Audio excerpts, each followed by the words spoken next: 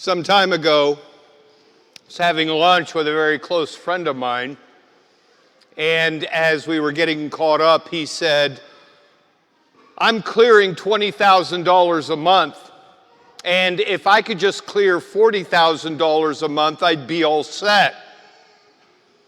And I immediately had two thoughts. Number one, I need to find the waiter, tell him to bring us one check, and it goes to him.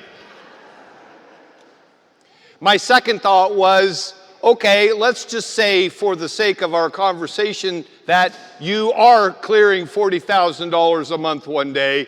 What's going to stop you on that day from saying, well, you know, if I could just clear $80,000 a month, I'd be all set?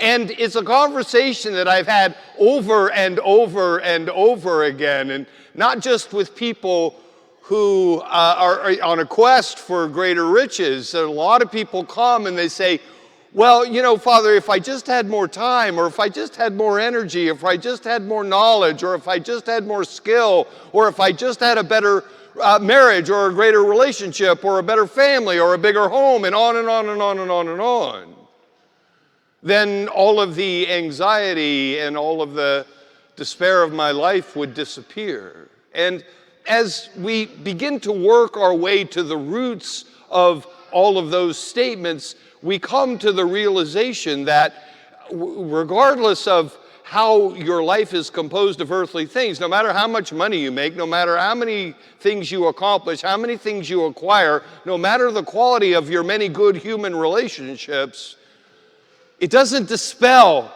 that anxiety or that depression or that despair. It may change the details. You may come with different questions at $40,000 a month versus $20,000 a month, but come with questions, you still do. Come with concerns, you still do. Come with that inescapable realization that this anxiety, this depression, this despair, this confusion, this lack of direction and understanding of my life is still present.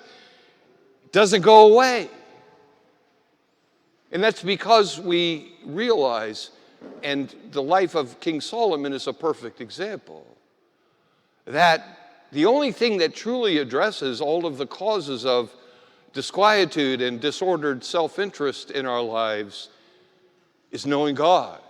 And that the essence of the virtue of wisdom brings us to two conclusions. Number one, God is who He says He is, and I am who He says I am. Not who my neighbors tell me I am, not who my spouse tells me I am, not who my kids tell me I am, not who my friends or again, in any of our great human relationships, not what any of them tell me that I am. I am who God says I am. And the quest for that wisdom is this, that when we wake up in the morning, we say, Lord, my sole desire is to grow in the virtue of wisdom, which is my confidence that you are who you say you are, and I am who you say I am. And Lord, as I go forward into the world, not knowing exactly what I'm going to encounter, not knowing what I'm going to embrace, not knowing what I'm going to experience, Lord, I want you to use all things so that when I go to bed tonight, I will be just that much more confident that you are who you say you are, and I am who you say I am. Because it is that quality of wisdom that allows us to receive everything else in our lives.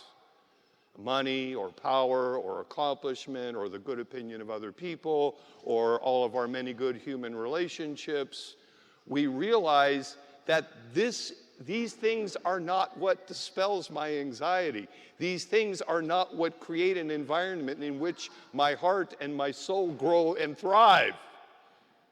What creates an environment in which my soul grows and thrives is knowing God and drawing closer to Him each and every day.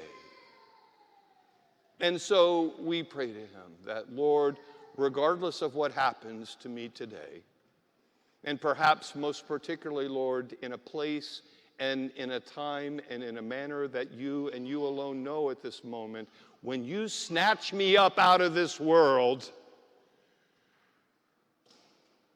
let me see you. Let me recognize you.